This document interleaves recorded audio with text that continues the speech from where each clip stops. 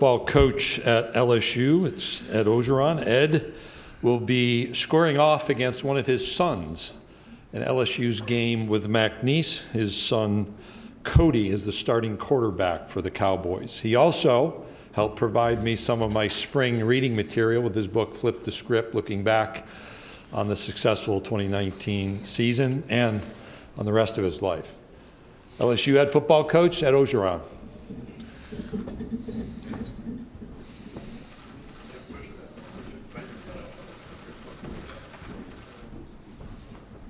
Hey, Coach. What's up, guys? Good to see everybody. Well, first of all, I want to thank the commissioner for the job that he and his office did last year. What a tremendous job of communicating with us, sometimes on a daily basis, and doing a great job of getting us through the season. What a tremendous job I thought that he did personally. We're very proud here to be here at SEC Media Day representing the LSU Tigers. I brought two great guys today to represent us, Derek Stingley and Austin Deckles. We could have brought 10. We have a lot of guys that are coming back from our football team that are tremendous leaders. Derek's one of the top corners in America, one of the top players coming back, and has become a tremendous leader for us. Austin Deckles is going to break the record for most games played by any LSU football player this year. But he was instrumental in getting our whole offensive line to come back. I could have brought a whole offensive line back here. They're a tremendous group of young men. Obviously, we're excited about this season. We got a lot of guys returning. We have an experienced team. We have a very good team, a very good coaching staff coming back. And I love the mindset of this football team and the leadership of the football team. A couple of things on offense. We brought back Jake Peets and DJ Mangus to run Joe Brady's offense in 2019, one of the most prolific offenses in the history of football, and that's what we're going to. And I think those guys are going to do a tremendous job. I'm also excited about the acquisition of Brad Davis in the summer, one of the best offensive line coaches in the country, along with Kevin Falk and Mickey Joseph. Those guys are going to do a tremendous job for us. Obviously on offense, we got to battle at quarterback. I think it's healthy for our football team. I believe in both quarterbacks. Miles Brennan and Max Jones, I think, are two championship quarterbacks. Whoever wins is going to do a great job at LSU. It's going to be a great battle. We're going to see what happens. We have an offensive line coming back, Tyron Davis and John Emery. It's time. Tyron's in the best shape he's been. Keyshawn Butte coming in with some tremendous young wide receivers. We have a great offense coming back. I can't wait to see those guys play. On defense, I was very excited to be able to hire Durante Jones. He's an expert. On the back end comes from Mike Zimmer's system, one of the best cover guys in all of the world, along with Andre and along with Blake. I think those guys are going to do a great job with Corey Raymond on defense. We're excited to go to the 4-3 defense. Got our defensive line coming back. Got two of the best corners in America, and Derek and Eli Ricks. Got some young safeties, one of the top safeties in the country, two top safeties in recruiting.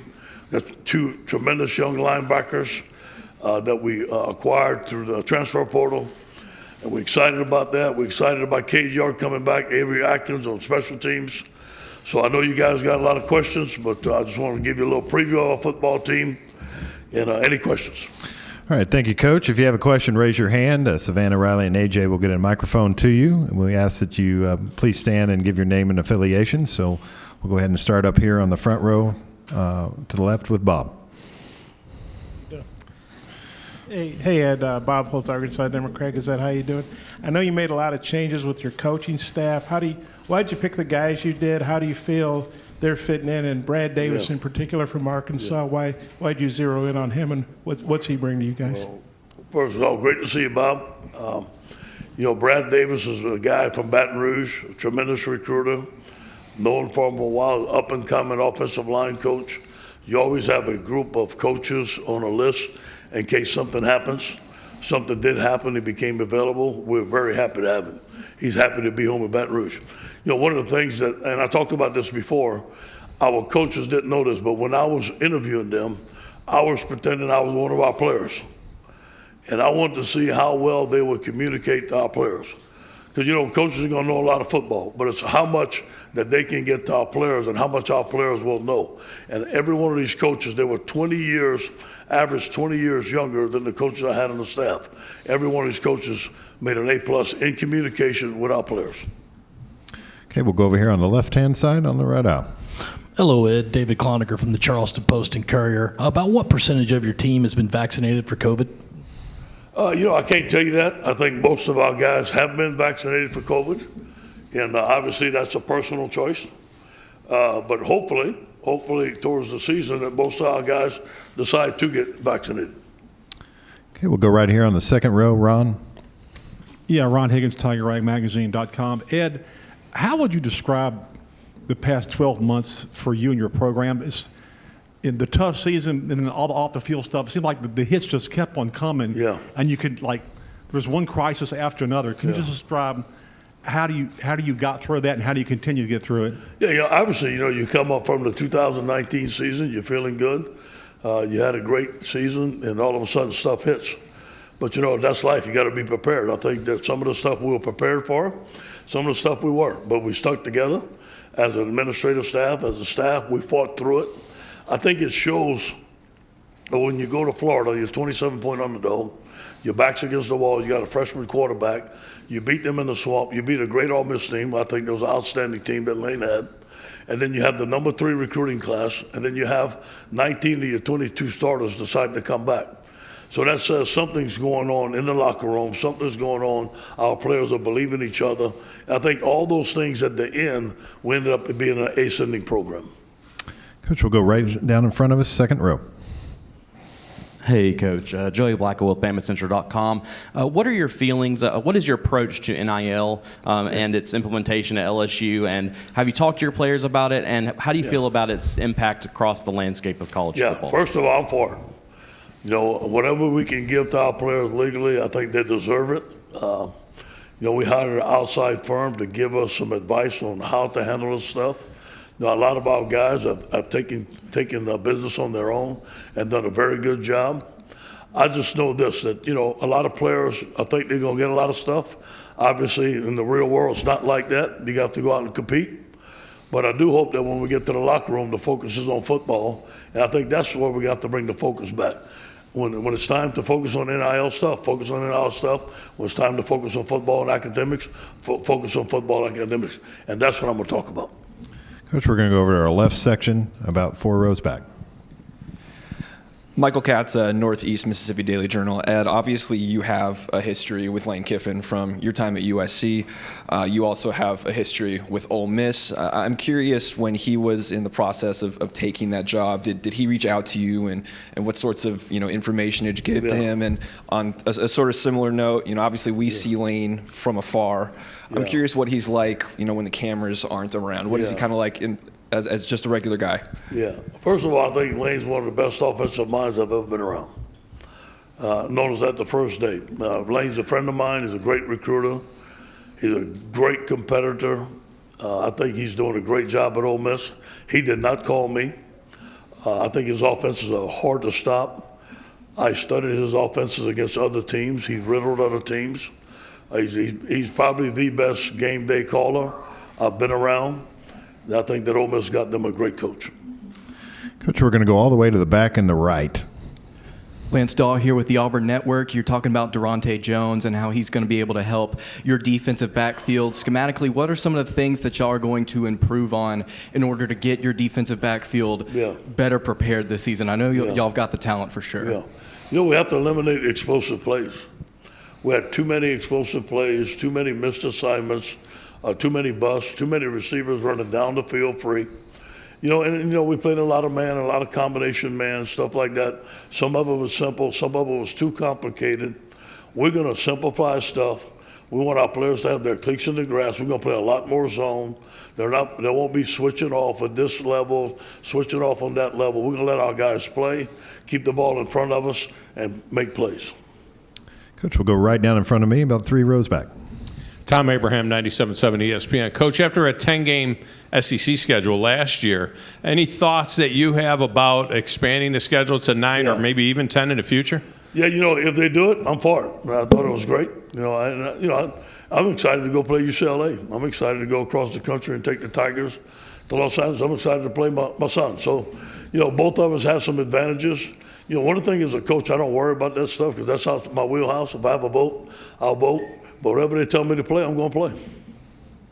All right, we'll stay on this middle section on the left aisle. Coach Orgeron, Drew DeArmond, ESPN 97.7 The Zone Radio in Huntsville, Alabama. Talk about Neil Farrell on your defensive line. He came back last year. He opted out, came back to the team. He stayed and came back this year. One of those guys you're talking about. What are your expectations for him, and what kind of impact is Andre Carter going to have with him? Yeah, first of all, I'm so proud of Neil Farrell. I saw him down the hallway yesterday. I found out he just graduated from LSU. And I'm so happy for him and his mom and daddy. He's a great young man. He came back. Neil makes a lot of plays. If you look at the stats last year, he's one of our most active defensive linemen.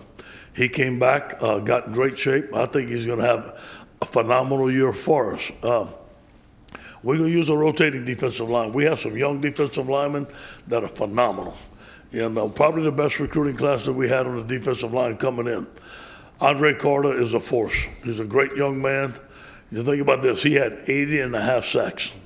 His daddy was Reuben Carter. He comes from great family, great stock. He's a great teacher, he's a great mentor, a great recruiter. I just hope I can keep him around for a while. He's that good of a football coach. Okay, we're going to go right in the center section, right in front of you, Coach, about midway back. Hey, Coach. Billy Embody with 24/7 Sports. The 2022 class in Louisiana is especially stacked. Can you speak to the job you guys are doing recruiting the state, and do you notice it being even more competitive this year than maybe in other years? Yeah, well, it's very competitive. It always is. But, obviously we have to start in the state. We're doing very well right now. We have a big jump, and the guys that are committed in our class have become leaders and become recruiters and are recruiting the other guys in the state of Louisiana. We expect some good news coming up soon. We're going to be in some battles to the very end to some of the top players. But I do expect us to get most of these players. I'm not saying we're going to get all of them. I do expect us to get most. Coach, we'll go over to our right side and about three-quarters of the way back. Ed, this is Pete Thamel from Yahoo Sports back here. In the past few months, Ed, LSU as a school, the athletic department, and you personally have been linked to some serious sexual misconduct allegations. I know there's obviously some active lawsuits, and I'm not as much asking you to comment on that specifically as curious if the past few months you've had any takeaways in terms of changed behaviors and how you're going to maybe act differently as a coach in handling such situations in the future. Yeah, that's something I'm not going to comment on at all. That's an ongoing investigation. I'm not going to comment on any of that. Thanks for asking, though. Okay, we'll go in the center section, straight ahead of us. Hey, John Del Bianco with thebigspur.com and 24/7 Sports. Your first head coaching job was here in the SEC at Ole Miss. Shane Beamer is now a first-time head coach in the SEC at South Carolina. I'm just curious if you know him personally and what advice you would give him as he begins his head coaching tenure in the SEC. Yeah, I know him a little bit. I saw him at the airport. They said, Coach, South Carolina was here early. I said, yeah, it's his first job. Good. I'm excited for him. I think he's going to do a great job. I think, when I was in Knoxville, I thought that, in the Knoxville area, you go to South Carolina, there's a tremendous amount of talent in South Carolina and North Carolina. I think that he's going to do a tremendous job. He's a great coach. I wish him the very best. Okay, we'll go to the back on the left. Go ahead. Hey, Coach. Jacques Doucet, WAFB in Baton Rouge. You talked about the new coaches. What we're hearing is the chemistry really is good between the new coaches and the players, and nothing against last year's coaches, but the chemistry seemed to be off last year. Can you speak a little bit more to that, how these coaches are adapting to the players? Well, I'm glad they're saying that, Jock. That's the reason I hired those guys. And I did my research. I called people that knew them. I wanted to know how they interacted with the players. I called some of the ex-players that they coached. I said, tell me how he is on a daily basis. Everybody can be one way in an interview, but I want to know how they're going to be every day. And I did my research on these guys, and they matched everything that the ex-players told me, the ex-coaches told me, and the knowledge that they have. The one thing that I'm very impressed with that I didn't really, because they're young coaches, they've never been coordinators, their ability to lead. I think they're tremendous leaders. They're in the office early in the morning. They're very well organized. And sometimes when it's your first time, you don't know how well organized that you have to be or the work that you have to put in. These guys have graded A+ in that area. We'll go down here to the right, Scooter. Scooter Hobbs, Lake Charles, American Press. With the NIL and the transfer portal, you obviously have to manage your roster a little bit with the latter. Mm-hmm. But with both of those, do you have to manage team chemistry? Like, if one guy gets a big NIL deal, others getting jealous of him, things like that. Do you worry about that? I think that's one of the biggest things to manage nowadays. And again, I'm going to turn 60 this summer. Hey, football's changing. I'm going to change with it. I want to coach for a long time, but that's what I have to do. That's what I have to do. I think that, that we have to realize the guys that are getting the NILs, getting the amount of money, and make sure that we're managing guys that may not get the job, talk to them, make sure that that does not bother them. That's why, we have about 50 people helping us. Not 50 people that can coach on the field, but for player services, for guiding people through academics. That's why we need all this help. Coach, we'll go over here to the left middle section, up in the middle first. Go ahead. All right. Cecil, go ahead if you got it. There we go. Coach, you mentioned going back to the offense from 2 years ago, the Joey Burrow offense. Are the two quarterback candidates that you have, or there may be more than two, but are the quarterbacks you have, are they equally adroit at running that, or how has that worked out in practice? Well, I don't know if we're going to see another Joe Burrow. I hope we do. I can't wait to see him. And I hope Max, Miles, or Garrett Nussmeier becomes like that. But the type of offense that we're going to run, the style of offense in 2019, the type of checks that we had, the type of protections, that's the stuff I'm talking about now. Whether or not Max, Miles, or Garrett can run it like Joe, I'm not expecting that. But I want to see the same type of plays. I want to see the same type of adjustments that was so successful for us. Now, that doesn't mean that's the only thing we're going to run. But that is going to be the basis of our offense, which is a spread offense, which we learned under Joe Brady. Okay, we'll stay over in that same section. Go ahead. Hey, Ed. Mark Weiser, Athens Banner Herald. Did you think you guys had a chance to keep Eric Gilbert as you looked at his options? And what do you see for him at Georgia, where they're listing him as a wide receiver? We wish Eric the best. He's an outstanding young man. Mama's a great lady. I think he's going to be an all-pro tight end, all-American. Has a chance to be a first-round draft choice. Coach, we'll go over here to the right side along the aisle. Theo DeRosa, Commercial Dispatch, Columbus, Mississippi. Mississippi State, your first SEC game this year. It's on the road. Obviously, that was a big upset last year. What kind of adjustments are you going to have to make for this game? And what kind of program is Mike running over there in Starkville? Yeah, we'll stop his offense. We didn't stop it one time. But obviously, he came in with the air raid the first time. We had seen it before, obviously. But we didn't do a good job with it. And then, we saw the people did some good things against us. So, the more stuff you put on tape, the more we would learn how to stop it. Obviously, go and play there. I think Mississippi State does a great job of playing there, the cowbells and all that noise. It's our first SEC game. It's a game that we must win to get to where we want to go. This is the SEC. You got to be ready every Saturday. But you know what? Instead of, and you asked me about that, instead of worrying about all that stuff, my focus is going to be on camp and this football team and getting them better starting August 6th. Coach, we'll go back here to Ron Higgins on the second row. Ed, you talked about doing your homework and hiring the new coaches, and you kind of mentioned this on a Zoom call back in the spring. We're trying to get clarification. The coaches you hired in 2020, did you interview all of them? Or part of them? I'm just trying to get. We weren't clear when you talked about that. Well, there were some interviews that were not face-to-face. There were some hires that were made that, hey, you know what? I know the guy, he knows me, let's talk about it. Hey, this is what we're going to run, stuff like that. But, when I hired Bo, it was not a formal interview. I know that's probably what you're asking. And I believed in him, and it just didn't work. And I said I would never do that again. And every one of these guys, I interviewed them in person. I had a long interview with them. I had specific questions that I asked, things that I may have should have asked, I shouldn't have. If I'd have interviewed Bo Pelini face to face, I'd have still hired him. There would have been no change in that because of his reputation and because of the guy I know. I'm sure of that. Coach, we'll go over here to the right, about the fourth row. Hey, Ed, Adam Luckett, Kentucky Sports Radio. Dare Rosenthal is an offensive tackle. He's going to Kentucky. What type of player is Mark Stoops' program getting? Yeah. And what's it going to be like facing an intra-conference transfer this year? Yeah, well, it's different, obviously. We hated to lose them. I recruited there out of Faraday High School as the defensive lineman, went to offensive line. He didn't want to leave. It was hard on him. I think you got a potential first-round draft choice there. And Dare knows he's got some stuff that he needs to get better at. I'm sure Kentucky's going to see that, but he's a great young man, a great team player. But he's going to be wearing another helmet, and he's going to be trying his best. I'm going to expect his best against us, and he's going to get our best. I know he expects that. That's just the way it is. Okay, we're going to go in the middle section about midway back. Got a question right over here. Brooks Capina from The Advocate. Ed, all the changes, coaching and players as well. I mean, how do you maintain the program as you want it going towards the future?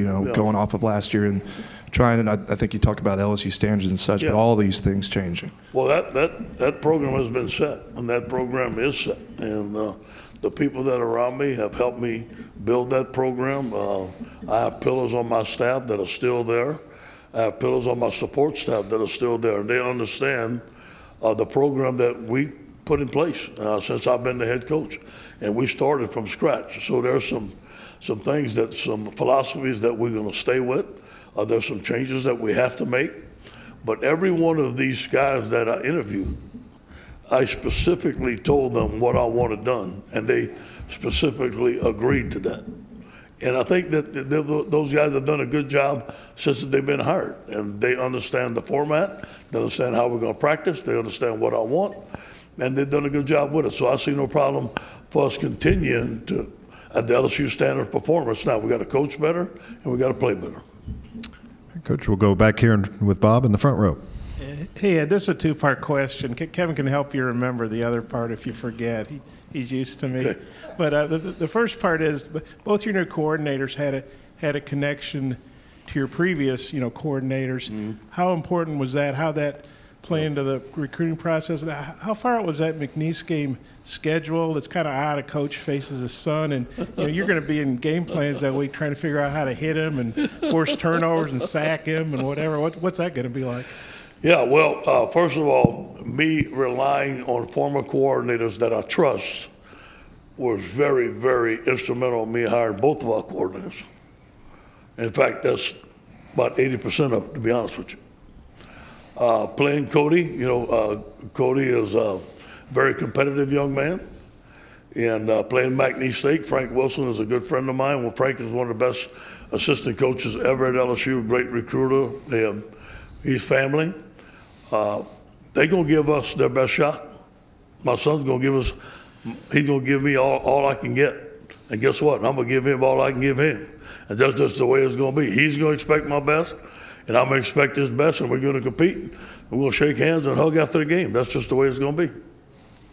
Coach, we'll go to the back of the room on the right side. Hey, Coach. Kate Adams, WAFB TV, Baton Rouge. Since your time at LSU, coming in as interim head coach in 2016, then fast forward to one of the greatest college football teams ever in 2019, then a crazy year with the pandemic in 2020. Going into 2021, what is one of the biggest lessons you've learned, especially in these last 3 years, that you're going to take into this year as head coach, and then also a message that you want your team to know this year? Yeah, do it the way I want. That's it. It's not done the way I want, I'm going to fix it. I'm going to fix it immediately. I see something broke, I'm fixing it. LSU standard of performance, the way we have done things. This reminds me a lot of the 2018 season. There's a lot of unknowns. There's a lot of noise out there. You got to block out the noise. A lot of predictions on this and this. That stuff don't matter. It's about our football team. It's about me gelling this football team together, for us playing together. I think leadership, not letting any outside influences affect us, the way we play, the way we perform. I think that's going to be important for this football team. We've had more team meals. I've had more leadership committees. I told these guys, you got to promise me if anything is going wrong, let me know first. If I can fix it, I will. Let's communicate. If there's something that we need to be done better in our university that I can help, I will help. We're giving them all the means that we can to have an open line of communication, and I think that's going to help for this year. Coach, we'll go over to the right side, about 3/4 of the way back. Hey, Coach. Travis Brown with the Bryan College Station Eagle. How much do you have to pay attention to what other programs around the country and around the conference are doing as far as NLI stuff is, or NIL stuff is going, and how that might anecdotally help them in recruiting? Is there anything that you've seen out there that made you kind of roll your eyes? That's a good question. One of the things that we did in the offseason, hire Austin Thomas back as our general manager. He's done a tremendous job of putting together a personnel department, putting together a department that pays attention to all that stuff. I don't have time about it. I don't want to. But if some other schools are doing stuff because it's new and it's something that we're not doing, it's something that we can do, we have to use it to compete. We all learn from each other, just like watching film. If a coach at another school is running something on offense, we may steal it from them, they may steal it from us. I think that's going to be the same thing. Coach, we'll go to the back of the room on the left aisle. Hey, Coach, there's a view that there are some schools in the SEC that have a competitive advantage and a recruiting advantage over other schools because there's no uniform drug policy in the Southeastern Conference, and some people have spoken out about that. Would you like to see a uniform drug policy in the SEC? That's a very delicate subject. LSU has its own drug policy that's run by the administration. I follow that policy. I don't know if a uniform drug policy would help or not. I haven't thought of that question to give you a great answer. I know that I hear some schools are different than others. I don't know that. I just know what our policy is and we follow it. Okay, we'll go in the center section on the left aisle. Go ahead. Ivan Mazel with On3.com, Ed. Given the number of super seniors this year and the number of seniors that were able to come back, how much will that affect the quality or sophistication of what you see in offenses that play LSU this year? It should be great. You got some returning guys. COVID helped us. We'd have lost our whole offensive line, our whole defensive line. It'd have been tough to replace all those guys. But these offenses are on fire right now. And I think what you're seeing is guys are coming back, running the same plays, doing the same thing, skill positions. Our skill positions are loaded just like other schools, 7-on-7. There's no more fullbacks. So all those things, I think that you're going to see some explosive offenses on defensive guys. We got to catch up. We're a little bit behind. All right, Coach O, thank you for your time. Thank you, guys. Go Tigers.